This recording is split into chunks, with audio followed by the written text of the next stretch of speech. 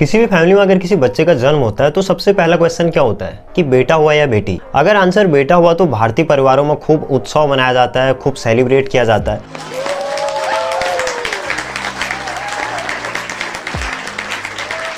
गरीब से गरीब आदमी भी इस मौके पे अपनी लिमिट से, अपनी औकात से ज़्यादा खर्चा कर डालता है। लेकिन यही अगर आंसर बेटी हुआ तो क्या होता है?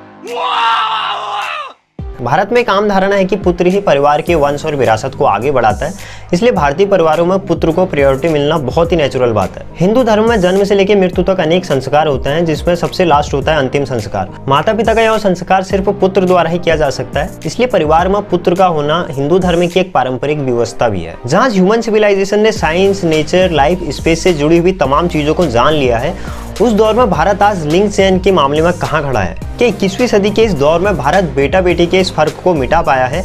आज जानेंगे इस वीडियो में।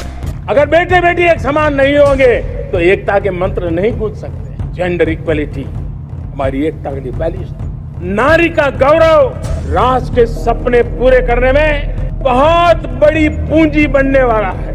ये सामर्थ्य मैं देख रहा हूँ। भले ही भारत में 1996 से लिंग जांच और भ्रूण हत्या करना इलीगल है, लेकिन नेशनल फैमिली हेल्थ सर्वे के अकॉर्डिंग 2000 से लेकर 2019 तक कम से कम 90 लाख लड़कियों की जन्म से पहले ही भ्रूण हत्या कर दी गई।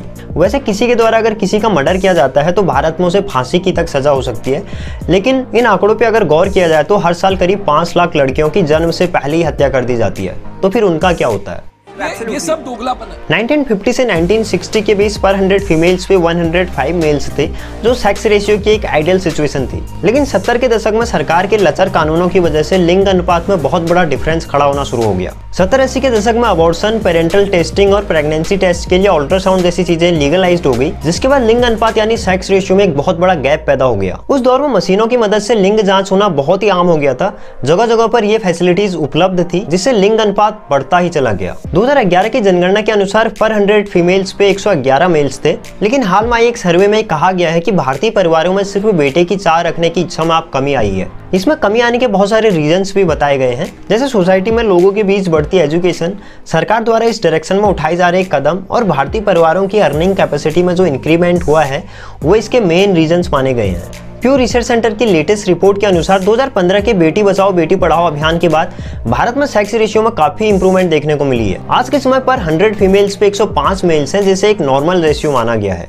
सरकार द्वारा उठाए जा रहे स्टेप्स को कोऑपरेट करने की बहुत जरूरत है। जब तक सोसाइटी में अवेयरनेस नहीं बढ़ेगी तब तक इस गैप को फिल करना बहुत ही मुश्किल होगा। हालांकि किसी भी सोसाइटी में रिलीजियस फेथ भी जेंडर रेशियो में बहुत बड़ा फर्क डाल सकते हैं, लेकिन हमें इन दोनों में सामंजस्य बिठाकर इसे सॉल्व करना होगा।